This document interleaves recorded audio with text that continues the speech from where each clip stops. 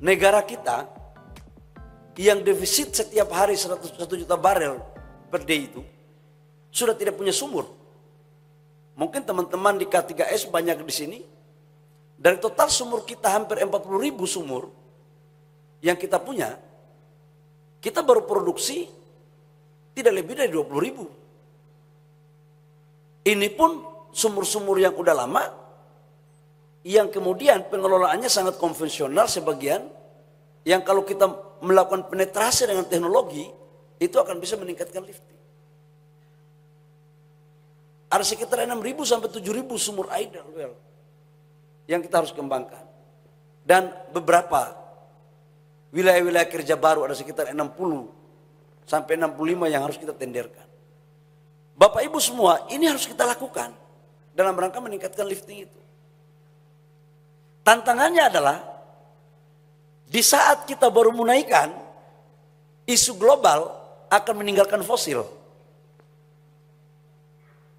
Keunggulan komparatif kita sekarang adalah sumur kita dan batu bara kita. Tapi kemudian kita didorong, dipaksa untuk menuju transisi energi. Tapi itu konsekuensi yang harus kita terima. Dan kita harus fokus, Bapak Ibu semua.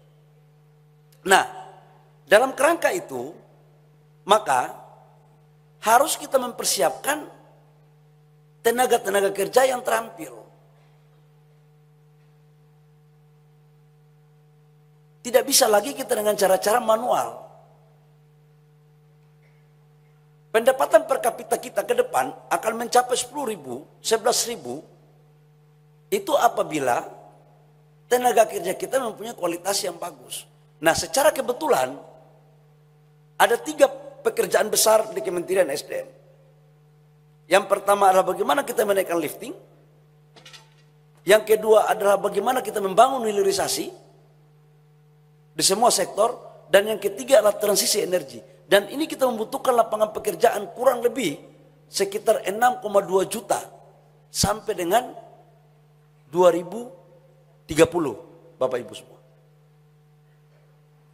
Jadi kalau ada yang mengatakan bahwa lapangan pekerjaan tidak ada, saya pikir harus kita menjadi introspeksi kolektif gitu ya. Dan jangan kufur nikmat gitu. Tapi bagaimana kita meningkatkan kualitas diri kita untuk melakukan penyesuaian. Nah, Bapak Ibu semua, terkait dengan hilirisasi. Hilirisasi adalah sebuah kata kunci untuk menjadikan sebagai instrumen pendongkrak pertumbuhan ekonomi nasional. Dan di semua dunia sekarang, orang berbicara hilirisasi, itu selalu pendekatannya ada 2. Green energy dan green industry. Dan terkait dengan itu, Indonesia mempunyai keunggulan komparatif. Kita mempunyai cadangan energi baru terbarukan yang salah satu terbesar di dunia. PLTA kita. Matahari, angin, geotermal, banyak sekali. Dan di samping itu, kita mempunyai CCS untuk menangkap carbon capture terbesar di Asia Pasifik. Ini harta karun kita sebenarnya. Kita mempunyai X sumur-sumur minyak, X sumur-sumur gas, yang bisa disuntik CO2-nya. Dan hampir semua investor sekarang mencari negara yang mempunyai 3 keunggulan. Punya bahan baku, punya energi baru terbarukan, dan mempunyai CCS.